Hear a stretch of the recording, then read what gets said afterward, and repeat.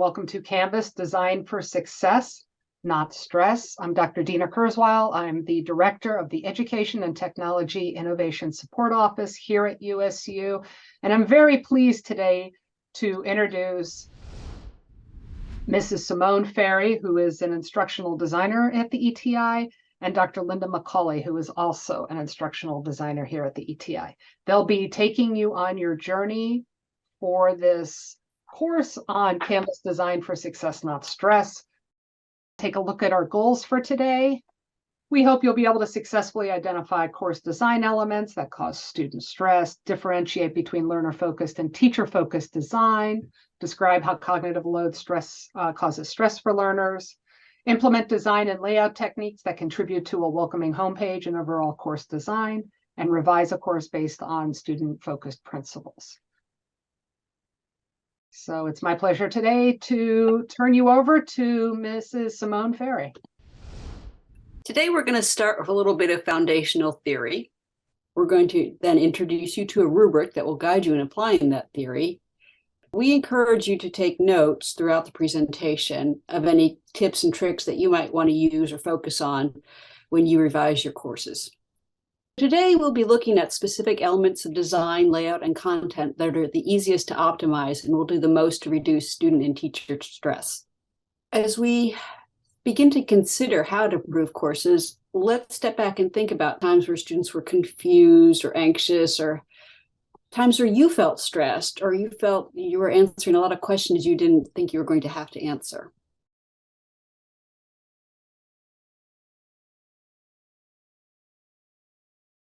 I think that things that we hear relate to this concept of cognitive overload. And in an educational setting, cognitive overload is defined as the situation where the teacher gives too much information or too many tasks to learners simultaneously, resulting in the learner being unable to process the information. It produces anxiety and stress as well as effective learning. It's something we've all experienced educationally and otherwise. We've all felt like this woman in the photo. Think about times that you felt that way and what it did to you. And it's definitely not just about the efficiency in your learning or hearing directions and instructions and retaining information. It's also about mental health, because cognitive overload can be stressful. But when you minimize cognitive overload, you minimize stress. And part of that will be realizing that your learner is a novice, so they don't know all you know, and they're going to hit that state of cognitive overload much more quickly than you would. But we're going to provide lots of tips and techniques to lessen and even eliminate cognitive overload. But first, we need to recognize that there's three types of it we have to address. The first is called intrinsic, and that is about the material itself and its inherent difficulty. So it's all that content that has to be taught. And the second type is called germane cognitive load. So that's the portion of the memory that they have to devote to integrating that new information and creating and modifying schemas in their brain so that they can basically figure out how to process and absorb it and then actually do so. And lastly, there's a type of cognitive load called extraneous. And that is defined as this extra load that's generated by how you present the material. So they also have to figure out where to go, what to do, how to navigate, how to prioritize. And the harder that this all is, then the less time they actually have to absorb new information and figure out patterns to absorb and retain it. Design matters. And we have many opportunities because design is everywhere in our life. When we look at websites, they can give us a way to either see and observe good design that's intuitive, that's easy to navigate, or that is more challenging. And so I encourage you to look at websites as you go through them throughout the day and try to pick up on what is difficult about this or what is seamless about this. Now, we made a mock-up of an imaginary website and a scenario. Supposing I, who am actually a gardener, I want to buy some more garden tools. I want to up my game a little bit in the garden. but I don't really know what I want. I don't know what it should cost. I don't know what they're called. So suppose somebody shares with me this link to this particular website. And we've all seen websites that are kind of like this, right? There's a whole lot going on, and thus they lead to cognitive overload for a number of reasons.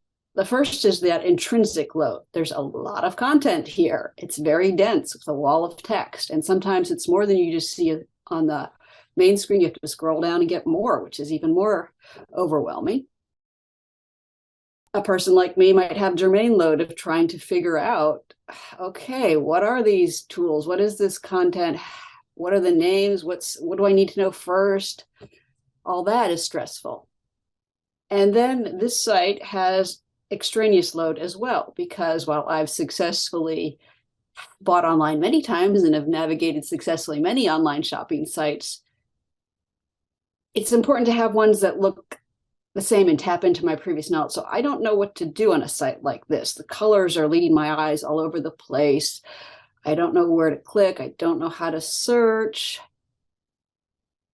Now, people who design these sites are well-meaning. They assume that this is a very easy to navigate site, and for them it is. But these kind of sites are not as easy to navigate for an end user like me, and thus they can cause stress. So when you design a course, your student is the end user. So be focused on the student. Prioritize their perspectives, their needs, and their constraints. And design for what they need and where they are in their learning journey. And in doing so, make the site as easy and painless to navigate as a website that you like and are familiar with. So in essence, student-focused design is going to promote success and not stress, because it's going to empower your students. It's going to promote their engagement, their agency, and their confidence. And it's going to reduce that cognitive overload so they can learn more effectively. But we want to encourage you to think of this not as a trade-off, but as a win-win. Because when students better understand how to navigate the course and the content in it, they're happier, and happier students have fewer questions and complaints. And then you as the teacher can spend more time on actually engaging with them and bringing them that content that they need. To create a successful student-based course, you need to remember that students are not the experts that you are, because they do not have foundational knowledge base in their fields nearly as deep or extensive as yours. They don't see as many meaningful patterns of information within that subject of expertise. Their working memory for facts and ideas is not as advanced. And they have more trouble differentiating between relevant and irrelevant information about the topic. So sometimes they key in on things that the faculty know is not actually that important, or they don't see things that are as important. Also, their retrieving and processing of information is slower. But this applies only to expertise in that field, because we're all novices in some domain or the other. So to design a successful course, you need to look with a student-focused lens, reflect on how faculty and students are at different stages. You need to realize that faculty has accomplished many things that students have not, and traveled a great distance to do so. And students are on that path, but right now they're only at the novice stage.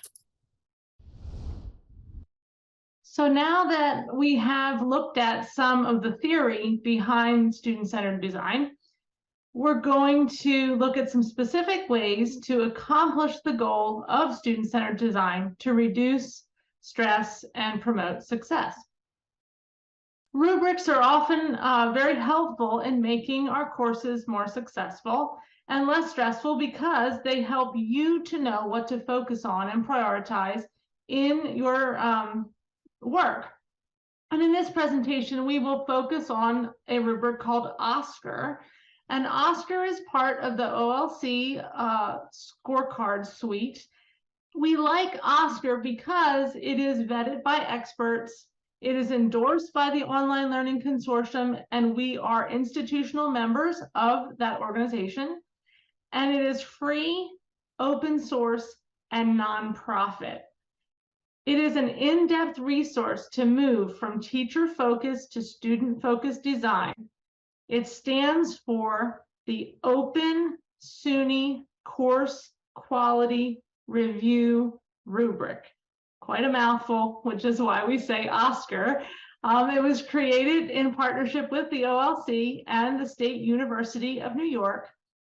And it is a rubric that has a comprehensive way to ensure all online courses meet quality instructional design standards. And it can be used as a way to review, refresh, and improve courses to reflect campus guidelines and research-based online effective practices. Now, 50 standards across 6 domains would be a lot to tackle in one professional development session. So today we are focusing on select standards from overview and information, design and layout, and content and activities that we've identified as having the highest return in making courses more successful and less stressful. So first, we will look at the overview and information domain. This domain focuses mostly on the home page of your course. So standard 1 is where we're going to begin, and it says, course includes welcome and getting started content. In essence, it's your first impression of you and the course that you are making to your students. And it is an overview of how to navigate your course. And it is often a place where a welcome video can add great value and success for students. The second standard we're going to look at in this section is standard 4. And this one says that a printable syllabus is available to learners. Students like to be able to print and save a downloaded copy of their syllabi to refer to offline. So including it as a PDF or an HTML file will allow them to do that. But just make sure that it is in a file format that is not editable by students, and it's also easy to open, which is why PDF is typically the preferred method. And make sure you post a link to that course syllabus on the homepage in Canvas. And the last standard we're going to look at in this section of the rubric is standard 10. It says, course provides contact information for instructor, department, and program. Yes, this information is in the syllabus, but having it online in the course opens up more avenues for communication with your students. So here's an example of a Canvas course, a homepage from a Canvas course that happens to be set to the special Canvas page called the syllabus. And as you look at this, what do you notice about the homepage that might need some work based on the standards that we've just mentioned?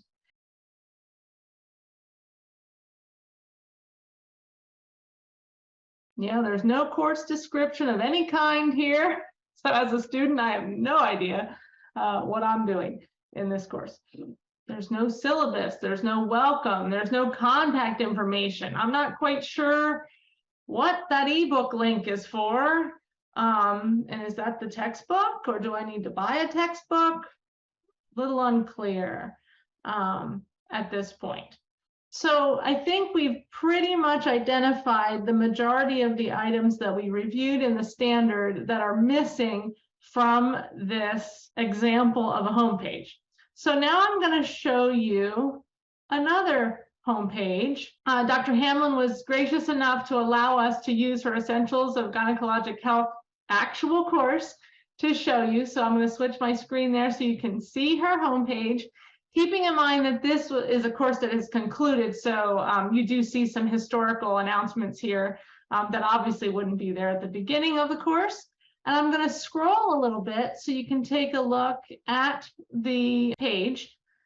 And what do you notice here from the standards that we reviewed that shows that Dr. Hamlin is employing some of these good design ideas that we're talking about today? So I think we've hit most of the things that are mentioned in the standards.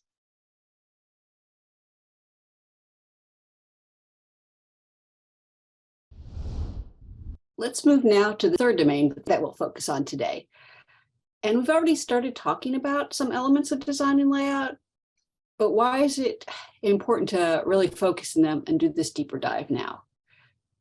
Because it can reduce the intrinsic, germane, and extraneous cognitive load that we discussed earlier.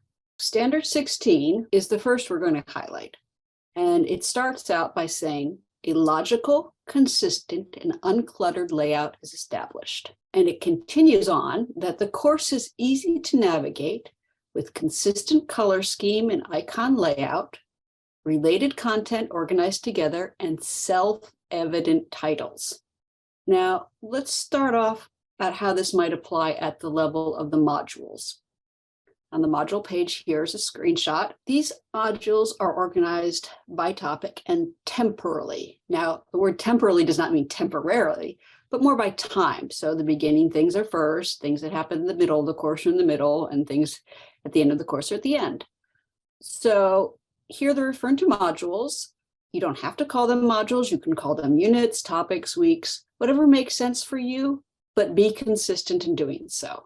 We like how there are clear descriptive names of these modules and that they're evergreen. So there's no dates on these modules that somebody's going to have to update later on. They're using all capitals, which is something you might want to reconsider. Now, remember, people are coming into your course with different experiences using web and other devices. And for some, that all caps kind of comes off as shouting, and it also makes it harder to differentiate words. So something to think about. Now let's move on to how these concepts can apply at a page with a few examples. So here's another screenshot from a course in Canvas. And in Module 2, you see Module 2 objectives, and then Week 2 learning outcomes. And there's two ways that this might be confusing to a student. So they're saying, what's the difference? Objectives or learning outcomes? Does it matter? And then they're also might be saying, okay, is Module 2 a Week 2? Are there's 1 week per module? Are there more than 1 week in a module? And referring to objectives or learning outcomes, each are totally valid, but be consistent. And the same thing with organizing by weeks or modules. So in this particular course, all the rest of the modules, they don't have any mention of learning outcomes, just objectives. And this seems like a little piddly example, perhaps, but we do know that, little things add up. And the more you can do to reduce any source of confusion or stress, the more confident the student's going to feel that they are in the right place at the right time. You'll remember the standard mentioned self-evident titles. And this is important, very, very important, not just for links, but for websites you refer to, graphics you use in all your documents. Often we have our own little idiosyncratic ways that we title things and refer to things. So take a moment and think, does that only make sense to me, or maybe would that be confusing to somebody else? And try to simplify and make sure the titles of documents are clear. Simplify wherever is possible. So in this situation, you've got a name of a website and then you have a link. So that's more to read, more to process, and then, wondering, is the link different from the website, the name?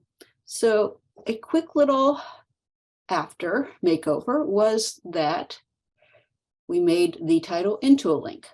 And then we also took the title and used a header instead. So now you have a difference in size and it's easier to scan. Again, this only took, 30 seconds, but it just made it that's more streamlined for the student. So now let's take a look at standard 17. And it says large blocks of information are divided into manageable sections with ample white space around and between the blocks. So how do you do this? Avoid the wall of text. Large quantities of information crammed together, kind of like that website we were looking at earlier, is really difficult to consume the content and understand. Less information is better. It makes it easier to read and learn. use the techniques of chunking and scaffolding to organize information. Both of these together make the content more readable and more easily absorbed and retained.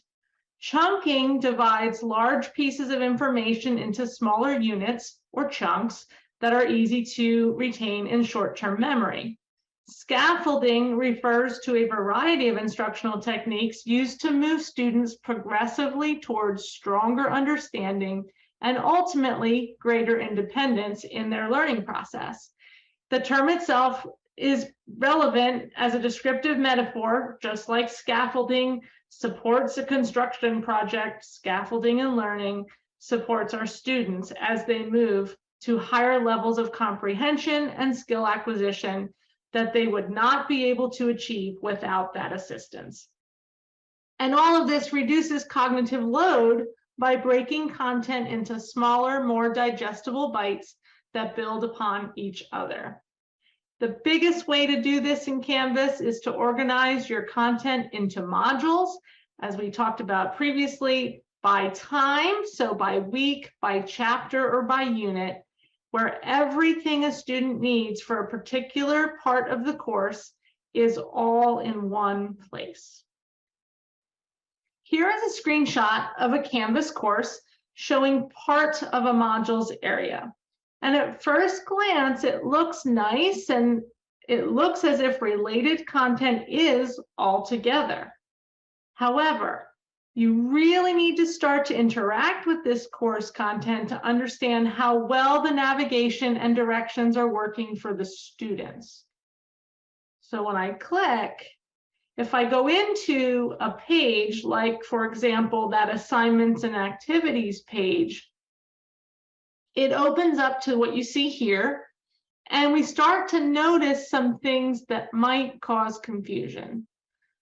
Assignment 1 is done before class.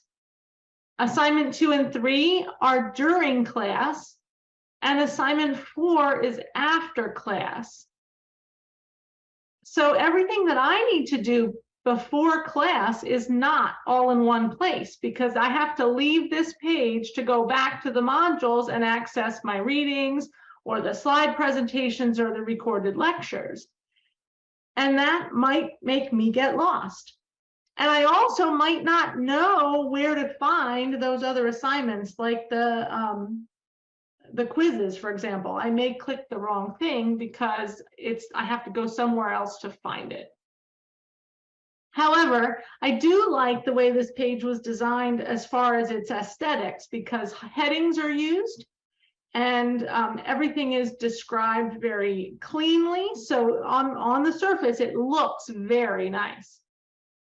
But if we redesign just a little bit, the exact same content that we saw before in that module has been broken down temporally and chunked. So by adding those text headers for what is due before, during, and after class, students know exactly what they need to do, and they can progress in order from top to bottom in this particular module. So they're less likely to miss something that they need to do to be prepared for class.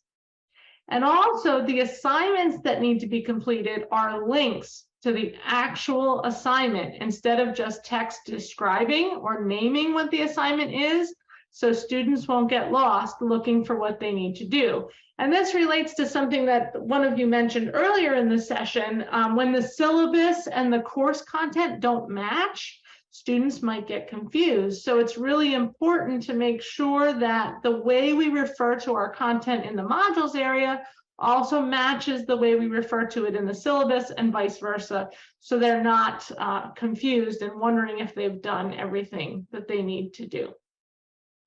Here's another example of before and after for another design element that you might want to consider, and that is about files. We like to give students a lot of files to read in preparing for their classes. And it's really easy for faculty to just upload a whole bunch of links of files for students to read in the modules area, like you see here.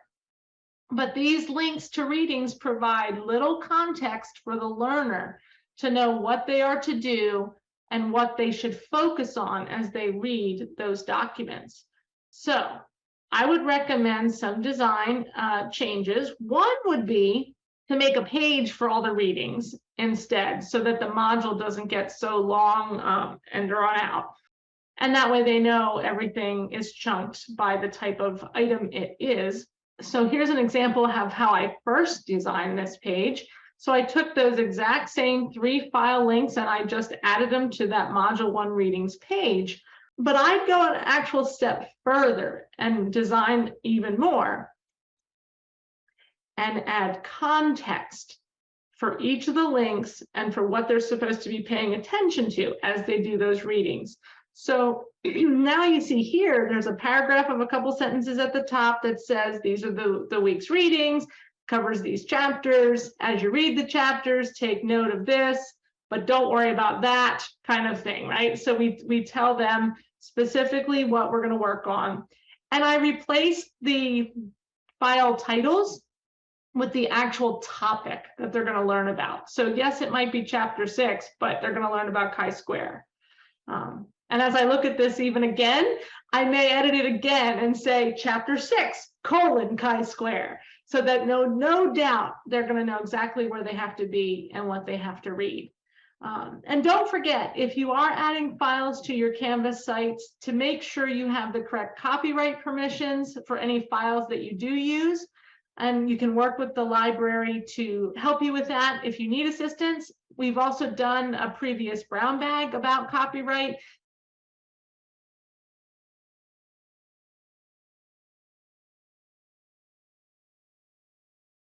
Now look at the last standard that we're going to focus on today from the design and layout domain of OSCAR.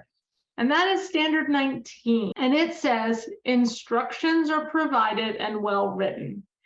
And really, this is a huge area where clear instructions will reduce stress for you and for your students, because if you write clear instructions, learners understand what they're supposed to do to meet the expectations and the objectives of the activity or the assignment.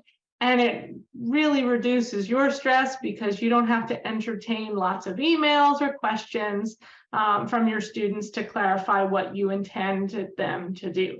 So as we look at this, here's an example of an assignment that appears to be a presentation. And we notice that it just says you will present, so that's why I think it's a presentation. The only details are what students will be graded on. And the assignment is set to no submission, so the students can't click any buttons here to submit any of their work. And at the top of the screen, you see that there's a due date noted as 11:59 p.m. And having an evening time like that for a due date seems strange to me for an in-class presentation. There's nothing wrong with an 11:59 due date for online submission for assignments, but for an in-class presentation, it might cause the students confusion because they might think the actual presentation is the next day, and they have until the night before to get their presentation ready. So be really careful about that default 11:59 p.m. that Canvas puts on all the due dates if you don't put a different time in the box. So if we edit this assignment a little bit under the idea of the standard to provide clear instructions, now we have added some instructions to the assignment box.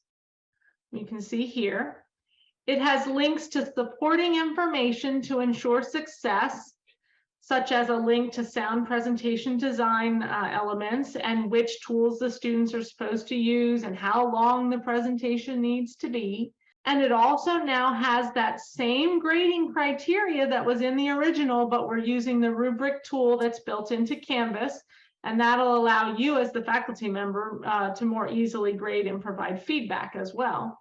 We have a due date that shows the morning time of the class meeting, so students know that they need to hand in this assignment by class time. And it's also reflected in the instructions as well. And then we've changed the submission type to be an online submission. So now the students see a button to submit their slides, which will allow you to be able to review those slides and provide more detailed feedback as you look at those presentations during class. So think very carefully about how many choices you really need to offer students, and less is often more. So for example, in this course here on the left, there's an option for chat on the bottom, but we didn't see any indication that students were actually going to or expected to chat in the class. So maybe you don't need that. If you're using the recommended practice of creating modules that are your one-stop shop, that have all your assignments, quizzes, and discussions all linked there right in the module, then do you want to offer your students that additional opportunity to go there from a navigation bar as well? Now we have another example, and we have a link from Canvas. Here's a different course, and they offer fewer choices, just the choices that the students really need. And I suspect the students probably appreciate that.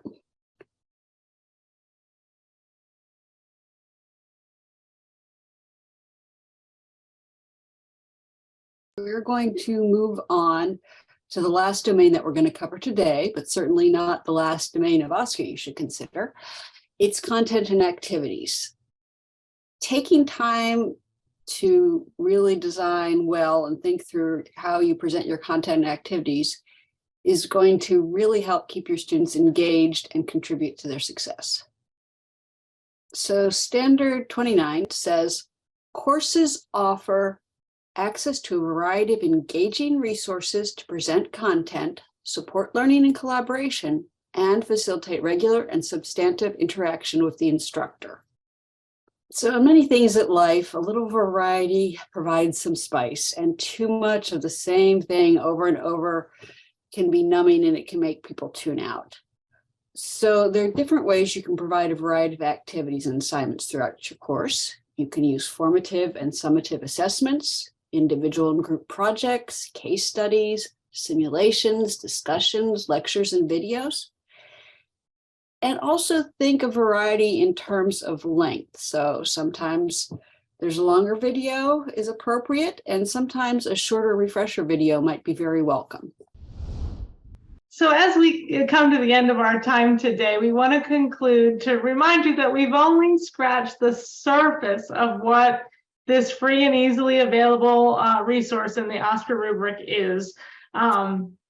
Keep your students' needs and perspectives in mind when designing and updating your courses. Design for your students to move from novice to expert, and reflect on when you were that novice student and not the expert you are today as you design your course. Streamline your content and how you present it. Reduce where and when you can, because little things really do add up to reduce student stress.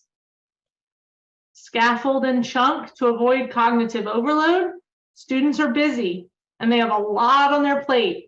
So this design strategy really can reduce their stress. Think about using student view in Canvas so that you can see your course from their perspective, so you know that everything is available for them as you expect. And reflect on your students for the strengths they bring as the remarkable healthcare experts that they are becoming. So here are our references.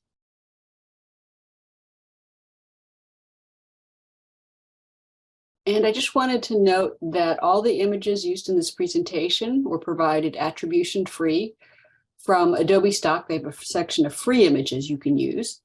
There's two other great sites called Pixabay and RawPixel that also have completely free to use images.